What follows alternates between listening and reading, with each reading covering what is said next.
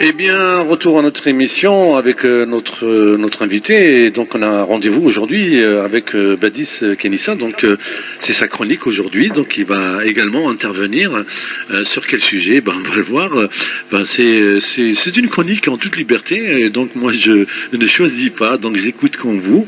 Et donc, bonjour, Monsieur Badis. Vous êtes en direct avec nous. Merci encore une fois d'intervenir en direct sur cette émission tous les vendredis pour une chronique et un sujet que vous allez ou que vous avez choisi. Tout à fait. Bonjour Boalin, bonjour à toutes et à tous. Salam alaikum, Azul Fillaoun, et ravi de vous retrouver. Ravi également. Alors, c'est quoi au menu? Alors, au menu, tout d'abord, en fait, si vous le permettez, bien sûr, timing oblige. Donc, bientôt, c'est l'anniversaire, je dirais, 55e anniversaire d'un événement tragique que nous ne pouvons pas occulter, manifestement, en fait, qui s'est déroulé à Paris, un certain 17 octobre 61, je vous apprends rien. Donc, c'était au fait de rendre hommage, si vous le permettez, et surtout pour briser le mur de l'oubli, le devoir de mémoire, j'ai envie de dire, et que ce soit aux victimes de cette tragédie, bien entendu, qui ont subi une répression sanglante par un certain Maurice Papon. L'histoire le démontre, et que c'est à nous, en fait, justement, fils et enfants de la diaspora, de perpétuer cet héritage à travers des devoirs de mémoire, effectivement. Dieu seul sait qu'il y en a pas mal qui se déroulent d'ailleurs à juste titre à travers la France. Tous les ans, il y a un rassemblement au niveau du pont de Saint-Michel ou bien du côté de Châtelet, il me semble. Même à travers le territoire français. Mais l'année dernière, c'était au niveau de Châtelet, il me semble. Ça a été déplacé, il me semble. Voilà, mais bon. Tout à fait. Voilà. Tout à fait. Mais c'est une manière aussi pour nous. Enfin, pourquoi je veux vraiment mettre en exergue cette tragédie, c'est aussi son héritage, que ce soit à travers leur famille, ces victimes-là, au fait que pour nous perpétuer, expliquer un peu que à force d'abnégation, de courage et de dignité, surtout par les temps qui courent, qu'on essaye de s'armer de ce type de qualité pour pouvoir peut-être avoir un devenir plus radieux, plus positif, on va dire. Voilà un peu. Voilà. C'était ma petite touche un peu histoire et surtout. Oui, il faut le rappeler. Voilà. De toute façon, c'est très important. Et de toute façon, tous les ans, il y a ce rappel historique. Justement, cette nouvelle génération, qui reprend le flambeau. Justement, c'est historique. Voilà. Donc, c'est contre l'oubli. Tout à fait. Alors pour le menu aujourd'hui. J'aimerais pas revenir sur la loi des finances. J'aimerais en fait aller en continuité dans la loi des finances. Ouais. Pour la bonne et simple raison que, comme vous l'avez compris, la loi des finances en Algérie, c'est peut-être la seule au monde qui est diluée au fait au fur et à mesure que ces lois sont mais c'est quoi le principe, Badis? La loi de finances complémentaire, c'est quoi le principe? Voilà. Alors, la loi des finances, c'est le socle, si vous voulez, au fait, de la loi des finances qui va, au fait, entériner le budget à venir, et notamment, si besoin, le déficit. Ouais. Et la loi des finances complémentaires, c'est, au fait, d'ailleurs, c'est en règle générale, la loi des finances complémentaires, c'est un indicateur très fiable pour permettre, en fait, de démontrer, si vous voulez, la stabilité économique d'un pays. C'est une manière d'apporter des correctifs. C'est une manière des correctifs. Et c'est la seule. Je suis un peu d'accord avec vous parce qu'on entend parler que, je sais pas dans d'autres pays, mais ça veut dire quoi? Ça veut dire que les politiques, l'exécutif ne maîtrise pas le budget tous les ans. Il faut cette. Mais complètement. Voilà. Au-delà de la maîtrise, si vous voulez, en fait, c'est vraiment moi ce que j'appelle du trading économique et politique. En fait, c'est qu'ils sont en bourse et ils font des placements de SICAV ou d'actions, si vous voulez, et ils voient en fait au jour le jour les fluctuations. Et ils essayent en fait au fur et à mesure de réajuster en fonction justement de cette fameuse loi des finances complémentaires. Moi, sincèrement, entre parenthèses, j'ai rencontré des investisseurs en Algérie qui étaient justement sur le point de départ pour la bonne et simple raison de cette volatilité, cette versatilité économique, notamment la loi des finances. Mettez-vous à leur place et pour avoir aussi entrepris au fait en Algérie, j'ai vraiment subi ce type d'aléa où vous partez sur un modèle économique que vous avez préétabli en amont, vous partez en Algérie avec un business plan et au bout de 6 mois, on vous dit effectivement, on vous a pas dit au fait, mais il y a une loi des finances qui va bientôt voir le jour, qui va remettre en question en fait certains acquis. Mais attention, comme ça ne suffit pas en fait et qu'on est là justement pour vous faire rebooter, on va faire un effet rétroactif. C'est-à-dire que vous allez vous retrouver en fait à payer les arriérés. Vous voyez, donc on est vraiment en plein laboratoire d'expérience, on va dire, au gré des jours, au gré des découvertes. Pour vous, ça n'a pas de sens cette loi de finances complémentaire pour apporter des réajustements, ça n'a pas de sens? Mais non, mais, Voilà, encore une fois, quand je parlais tout à l'heure d'indicateurs... J'essaie de comprendre aussi. Non, mais vous faites bien, et d'ailleurs c'est bien aussi de clarifier cela pour nos auditeurs et auditrices, dans le sens où, quand j'expliquais tout à l'heure que c'est un indicateur fiable de la stabilité économique d'un pays, et c'est pour cause, en fait, c'est que avoir beaucoup de lois complémentaires à travers l'année, ça voudrait dire que déjà on n'a pas de vision, on n'a pas de projection, on a une carence phénoménale là-dessus, et je pense que c'est le cas de le dire en Algérie. Donc d'une part, d'autre part, encore une fois, si on a une stratégie claire, concise, précise en amont, ce type de choses devient en fait futile, devient vraiment mineur. Or aujourd'hui, c'est des lois de finances complémentaires qui sont catégoriques, qui sont vraiment fondamentales, qui remettent en cause complètement en fait des lois qui ont été préétablies dans la première version de loi des finances. Alors, entre parenthèses, puriste que je suis, on est aujourd'hui à ce stade, bien entendu théoriquement, on parle de projet de loi des finances 2017, même si pour moi elle a été adoptée lors du Conseil des ministres récemment, mais pour moi c'est la promulgation, c'est une histoire de formalité, vous l'aurez compris, que ce soit par les deux chambres ou autres, c'est une histoire de formalité. Mais tout ça pour dire qu'en fait cette loi des finances aujourd'hui, mais au-delà de son caractère, on va dire, très agressif, très amateur en fait d'ailleurs, c'est ce que je reproche aujourd'hui. Au-delà de ça, aujourd'hui, on est cette loi des finances, cette nouvelle loi. C'est pour ça que j'aimerais revenir là-dessus. Et pourquoi d'ailleurs j'ai envie de titrer aujourd'hui ma chronique sur comme suit. Donc on passe de la ségrégation citoyenne à la ségrégation administrative. Je m'explique. Il y a 2-3 jours, je découvre au hasard en fait qu'il y a une loi, encore une fois, qu'on vient piocher dans la loi des finances, qui stipule qu'il y a, à partir de janvier 2017, en matière de délivrance des passeports, et notamment les passeports biométriques, que le gouvernement va instaurer le service premium. Voilà. Service premium. Voilà, le service VIP. Mais vous imaginez, franchement, deux passeports. Deux passeports en Algérie. Un avec 100 feuilles et l'autre avec 100 feuilles. C'est ça? Non, mais au-delà de ça, le service premium, attention, je m'explique. Le service premium VIP, c'est en fait en termes de délai. Donc en fait, habituellement, c'est 6 000 dinars, en fait, c'est termes fiscaux. 12 000 quand vous voulez 50 pages ou 48 pages. Enfin bref, vous voyez déjà qu'il y a une volatilité même là-dessus.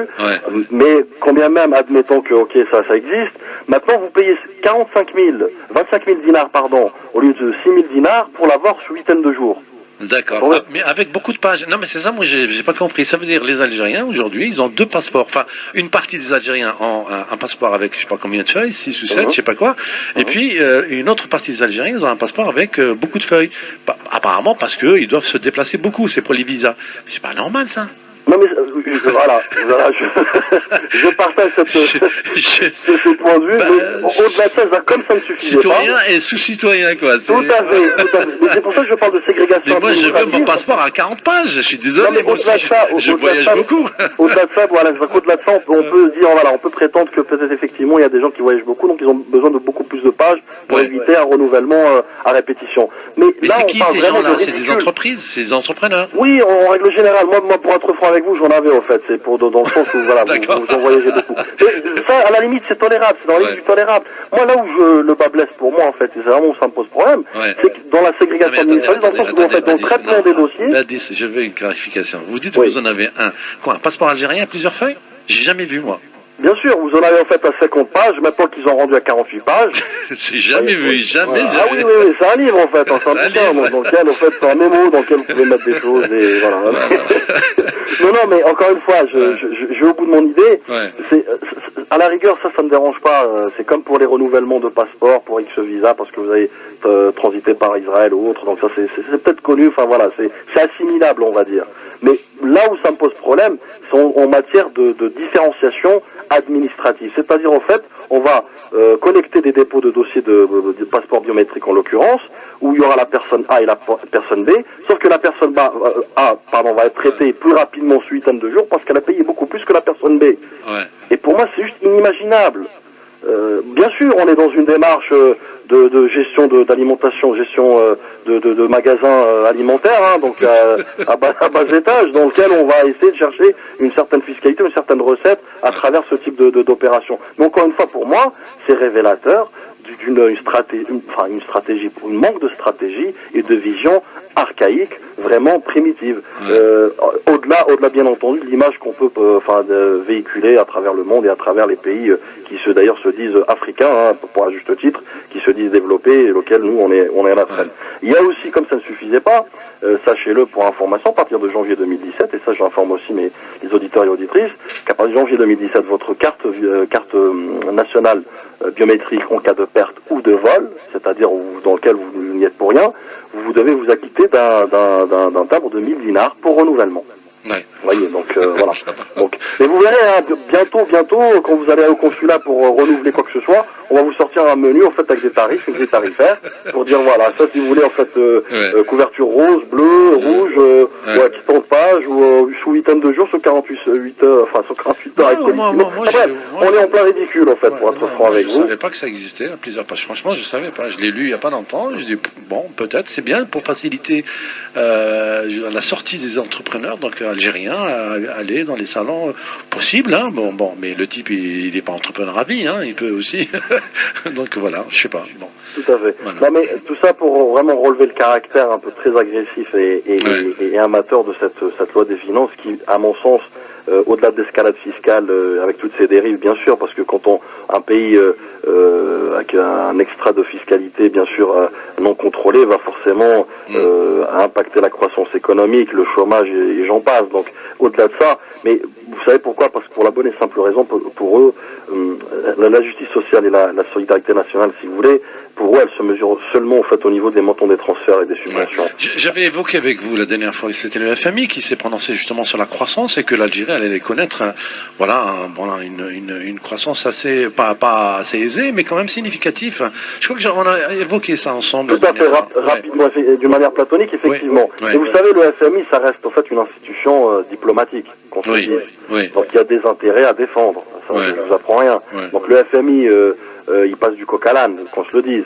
Et d'ailleurs, pour information, parfois entre la Banque mondiale et le FMI concernant l'Algérie, c'est les antipodes de versions et de rapports, vous voyez. Donc, au-delà de ça, mais encore une fois, pour un pays, un État qui se dit souverain et qui se dit en fait légitime et qui se dit à même de répondre aux crises. D'ailleurs, la crise pétrolière, elle date de 2 ans. Hein. Aujourd'hui, on n'a même pas de stratégie là-dessus. Donc, pour un pays digne de ce nom, il se doit justement d'être en autosuffisance, en autogestion, pour justement effectivement donner les meilleurs indicateurs économiques et autres à travers des réformes structurelles. Or aujourd'hui, on attend en fait un peu les disettes du FMI. Alors bien entendu, quand le FMI va dans le sens, caresse le sens du poil, l'Algérie, elle est contente. Quand il fait l'inverse, là on se dit non, en fait c'est des mensonges, c'est des mains étrangères. Donc vous voyez, encore une fois, essayons de régler le problème à bras-le-corps. Faites-moi plaisir. Est-ce qu'il y a quelque chose de positif dans cette loi de finances complémentaire ou la loi de finances tout seul? Est-ce qu'il y a un truc positif? Pour être franc avec vous et pour être honnête, parce que j'avais lu aussi pour les investisseurs étrangers, je crois qu'il y a une... La vie en couleur sur Radio Gazelle. Radio Gazelle. Un mélange de couleurs. Redécouvrez votre radio. Radio Gazelle. La seule radio en couleur. Radio Gazelle. 04 91 91 48 13. www.radiogazelle.net. Radio Gazelle 98 FM. La radio en couleur. Un mélange de couleurs. Radio Gazelle.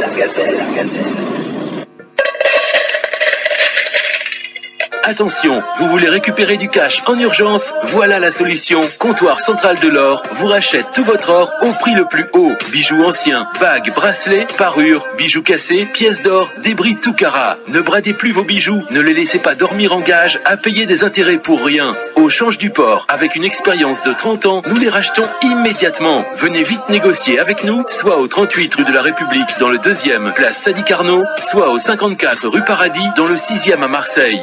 Contactez-nous au 04 91 55 62 15 04 91 33 88 05. Imagine les larmes d'une mère impuissante sur son enfant qui souffre. Imagine la dignité froissée du père face à cette épreuve douloureuse. Imagine des familles, des orphelins, sans toit ni rêve. Imagine la vie en Palestine. Non à l'indifférence. Ensemble, agissons. Le CBSP, votre spécialiste humanitaire en Palestine, lance un appel à la générosité. Envoyez vos dons, votre sac à Talmal au CBSP, 3 bis rue Désiré Clary, 13003 Marseille, ou par internet cbsp.fr. Téléphone 09 54 54 8000. CBSP, notre engagement, votre solidarité. La mort n'arrive pas qu'aux autres. Pensez à vous assurer, vous et votre famille, pour une cotisation annuelle avec un billet accompagnateur aller-retour. Prise en charge des frais d'obsèques en France ou du rapatriement de corps vers le pays d'origine. en association avec les pompes funèbres musulmanes AFM. Une seule adresse, un seul bureau. Famille AFM, 12 rue de Rufy, 13003, Marseille. Téléphone 04 91 64 18 75 ou encore le 04 91 84 39 96. Famille AFM, le grand bureau en face du métro d'Iséric-Larry. Consultez-nous, un meilleur accueil vous sera réservé. Air Algérie, bonjour. Air Algérie هذا اللي الكول سنتر جديد في مورطن فرنسا. المرة يسلم اللوقات الصفر إياك تطفي مكان سيبلت غير الكول سنتر إير ألجيري غير أولى شيوين 76 54 4000. Air Algérie, always caring for you. يا حبيبي شوفوا شعل شباب. إذاعة الغزال، الإذاعة الأكثر استماع في مرسيليا وضواحيها. إذاعة الغزال تتعدى لوحدها كل الإذاعات الجمعوية في مرسيليا والبوش دي غوند. إذاعة الغزال بعيدة أمام الإذاعات التجارية المنافسة. إذاعة الغزال نمبر 1. اتصلوا ب 04 91 91 140 13. صبر آراء 200 متري 2013 2014 2015.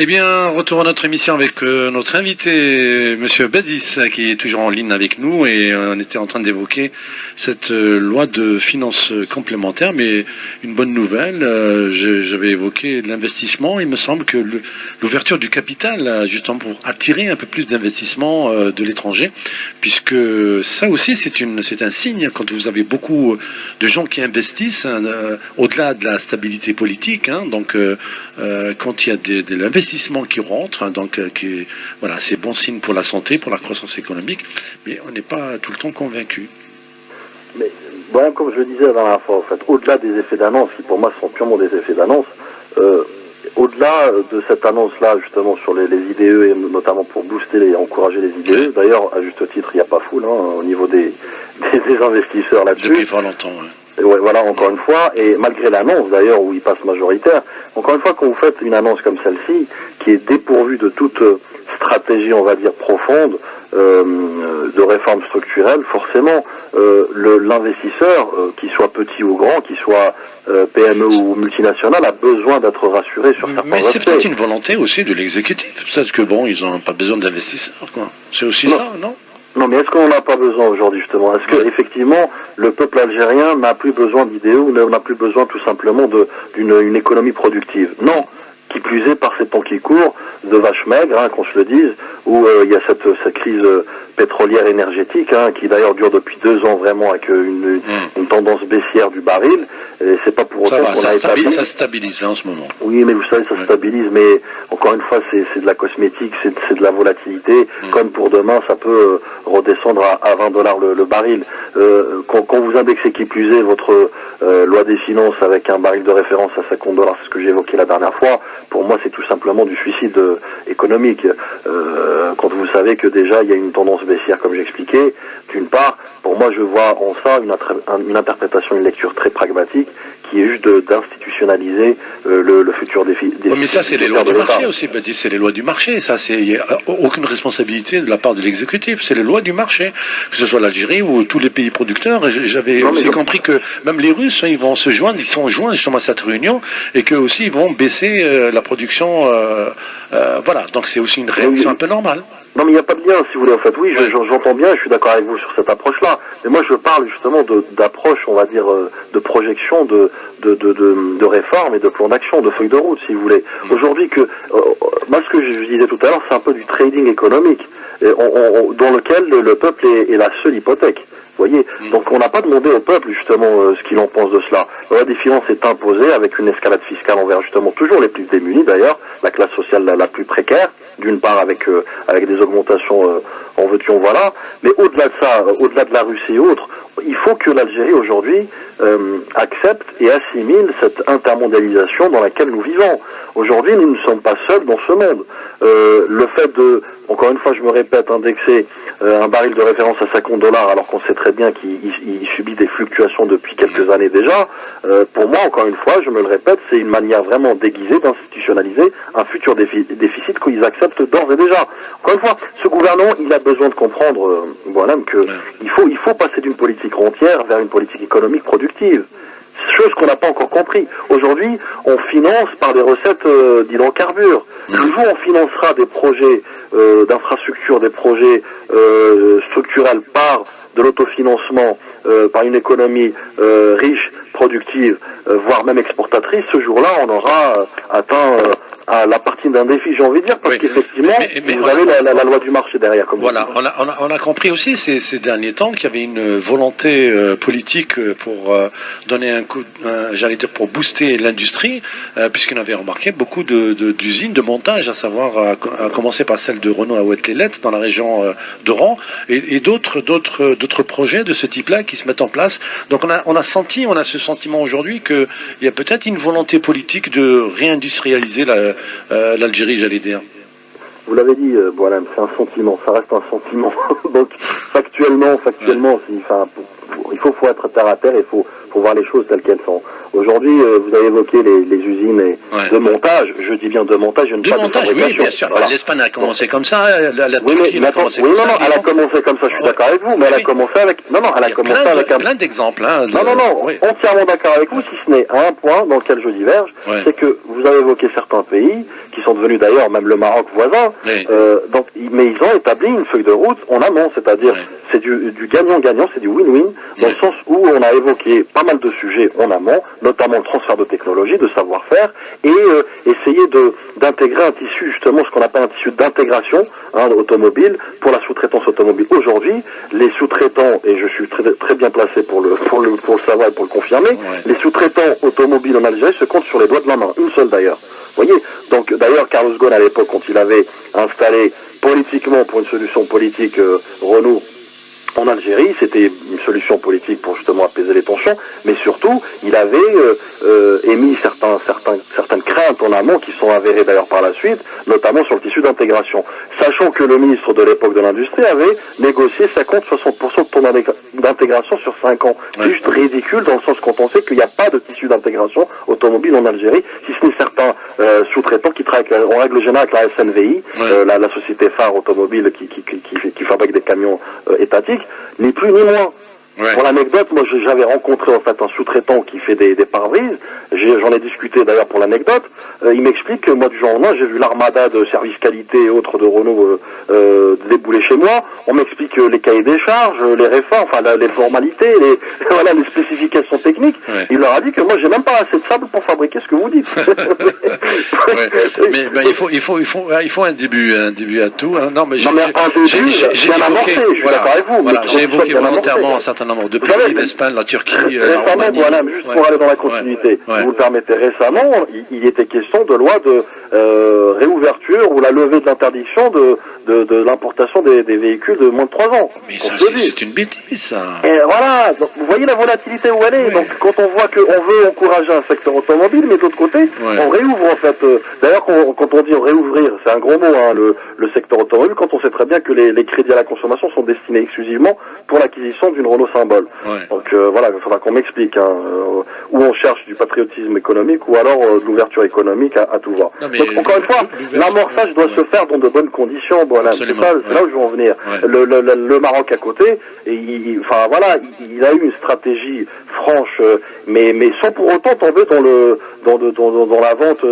Il faut garder sa souveraineté quand même économique et c'est ce qu'il a fait aujourd'hui et ça lui a permis de créer carrément en fait une industrie automobile au sens du terme.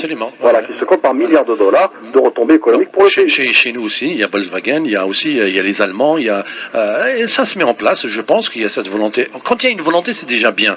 Alors maintenant, il faut du temps justement pour concevoir une industrie automobile. Pour l'instant, c'est que du montage, mais derrière le montage, il y a de l'expérience, il y a de la création d'emplois, il y a de la formation, il y a de transfert de technologie, et puis ça se fait pas comme ça. Pas du tout.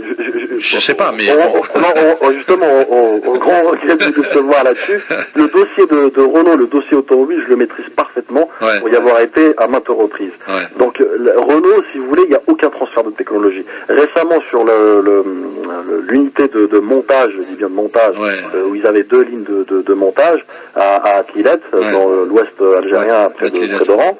Voilà. Donc ils étaient obligés d'augmenter au fait une troisième, quatrième ligne où ils vont faire le Sandero pour information, ça c'est en exclusivité pour vous. Ils vont faire le montage du Sandero, le fameux Dacia, localement.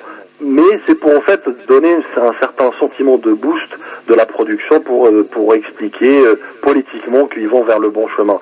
Sauf que en interne, je vous le dis et je vous le répète, ça reste déjà des chaînes de montage et pas de fabrication, que 95%, pour pas dire 98% en fait des pièces sont importées. D'ailleurs, vous le verrez aisément en passant par l'autoroute Est-Ouest, les fameux conteneurs en arrière-plan, c'est les pièces importées de Turquie, de Roumanie et autres. Donc il n'y a pas de valeur ajoutée, c'est là où je veux en venir. Maintenant, faire des projets, pour encore une fois faire des faits d'annonce, pour moi, le peuple algérien aujourd'hui n'en a plus besoin. Aujourd'hui, on a besoin de factuels, on a besoin vraiment d'actions concrètes.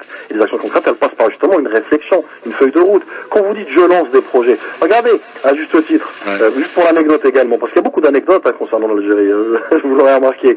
On parle justement... 10 secondes. Oui, on s'oublie, ça va vite. Vous voyez, aujourd'hui, l'Algérie, en fait, elle a signé un contrat avec des Japonais pour booster la production gazière. Donc, ce que j'appelle chasser le naturel, il revient au galop. Donc, il faut avoir une politique franche. C'est-à-dire qu'on décide une bonne fois pour toutes de faire les choses ou de ne pas les faire, ou de les faire correctement. On aura d'autres sujets. De toute façon, on continuera ce sujet parce que vous êtes avec nous tous les vendredis. C'est votre chronique. Avec plaisir. En tout cas, c'est le week-end. Ça va nous permettre de nous reposer en tout cas, mais d'être un peu optimiste, monsieur. Un week-end privé pour nous, donc on peut pas continuer. Merci beaucoup et très bon week-end. Au revoir. Merci.